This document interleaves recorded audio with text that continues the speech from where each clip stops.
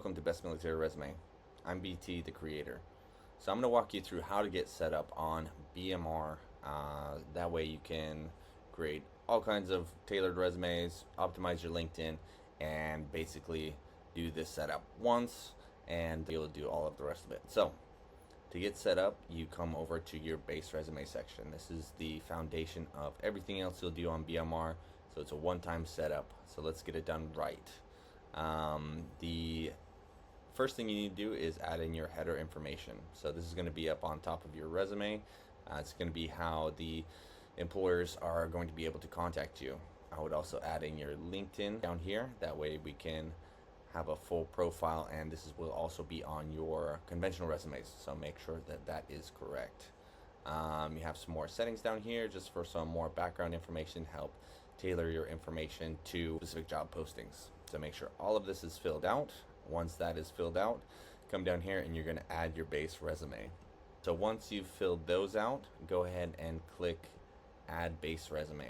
And what this is saying is basically once you're finished with your base resume, you are good to go and you can start pushing out all of those tailored resumes.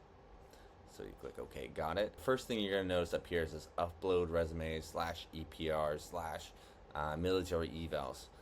This is a feature that I would love to add, but due to OPSEC reasons, PII issues and things like that, I intentionally don't have one.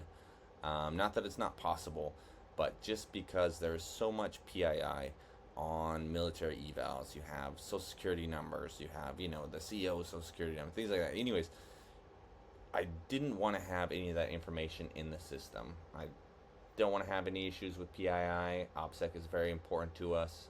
The system itself is segregated out into two different areas. One for the AI, which is only fed your professional summary, and also your work experience write-ups. None of the dates or addresses or your name or anything like that, none of it ever enters that system. So to maintain integrity of the system and to protect everyone's PII, that is not an option. Sorry, I know it would be so easy if I could just upload everything and then have it do it for me, but take the time to set it up. It's going to be well worth it, and I'll show you why. So starting out with your professional summary, you can either paste over, if you already have a professional summary written up on a resume that you already have, you can just paste that over, click save, and then you're done. If you'd like to play with it with AI and have it rewrite it for you, you can generate it here.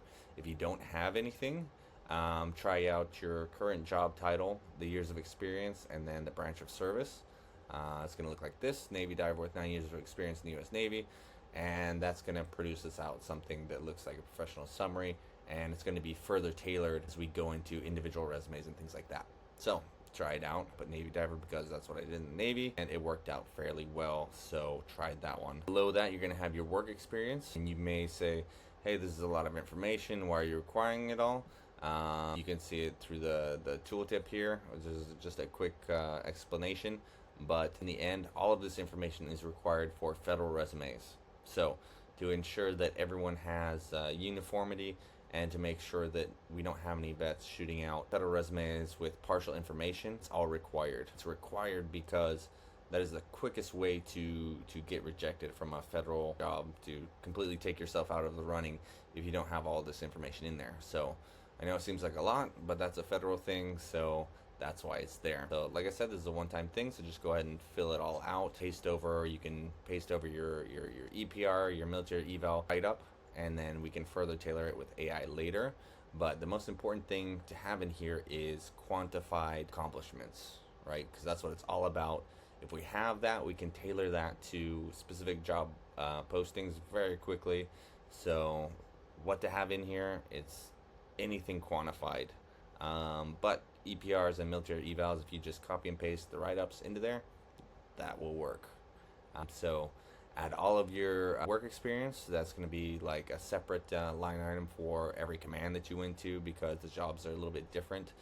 If you have 20 years of experience, I would add all of that in there. Every command, every different place that you went to, every different job you had, add those in there, and those will be separate line items on your resume.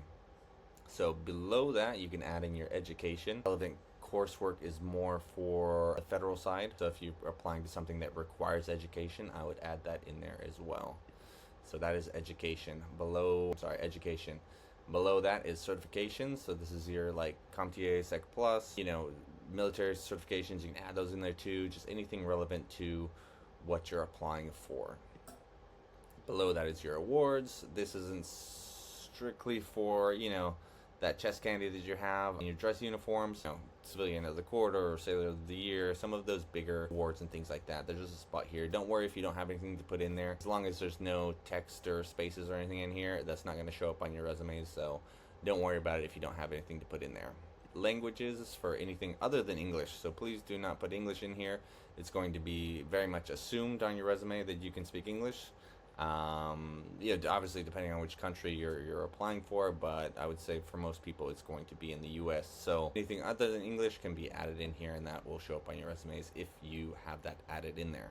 So additional information it's basically a catch-all. So if you don't see a spot in here for something you'd like to add, this is a good place to add that. And references, the very last one this is more for the federal side. You can add these in here. If they are added in here, they will show up on your federal resume. It's a nice way to just shoot it all over to them all at once, because you will get asked for references when you're applying for federal jobs if you make it past the interview. And sometimes there are instances where they don't have interviews and they'll just send you a job offer. So if you already have your references in there, that may be a quick way to just get it all done, in one shot.